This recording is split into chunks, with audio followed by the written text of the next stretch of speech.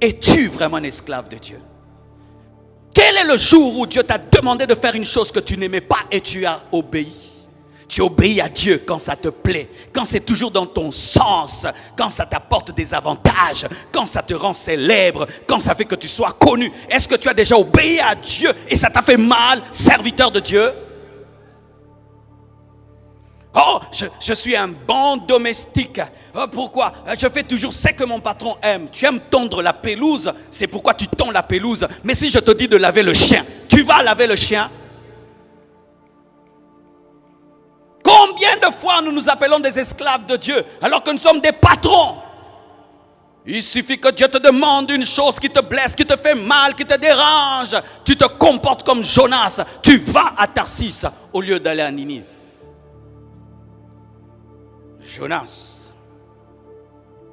refuse clairement sa mission, clairement. Il s'enfuit loin de la face de Dieu. Vraiment, un prophète bébé spirituel qui a l'ignorance que Dieu voit partout.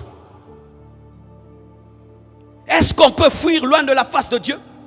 Mais c'est ce que tu fais dans des hôtels, dans des chambres. Tu te caches à un endroit pour pécher, comme si Dieu n'est pas là-bas. Toi-même qui prêches, Dieu est omniscient, omniprésent, mais quand tu veux pécher, tu te caches. Jonas. Il s'enfuit loin de la face de Dieu. Loin de la face de Dieu. De quel Dieu? Il n'est pas Baal, il n'est pas Astarté. Il t'attend dans la chambre à coucher avant même que tu n'entres. Il t'attend dans la boîte de nuit avant que tu n'entres. Toi, ta crainte, c'est la crainte d'un perroquet.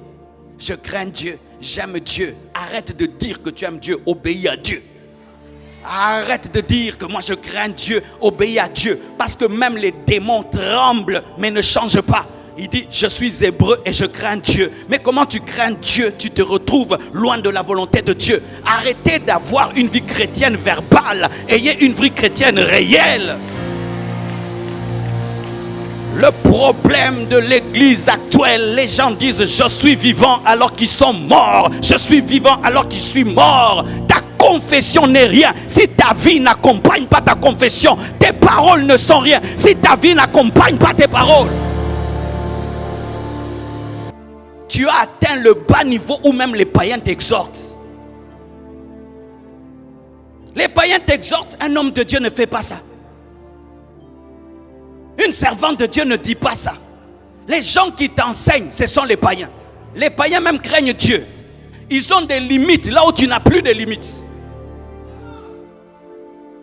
Ton petit frère qui ne va pas à l'église, il a plus de crainte de Dieu que toi qui dors à l'église. Les païens te rappellent même ton appel, te disent, mais toi tu nous as prêché l'année passée, mais aujourd'hui tu me dragues comment? L'année passée tu nous as prêché, là tu es venu me draguer comment? Tu ne crains pas ton Dieu. Craignez Dieu en vérité, en vérité. Arrêtez de parler, homme de Dieu, vis cela.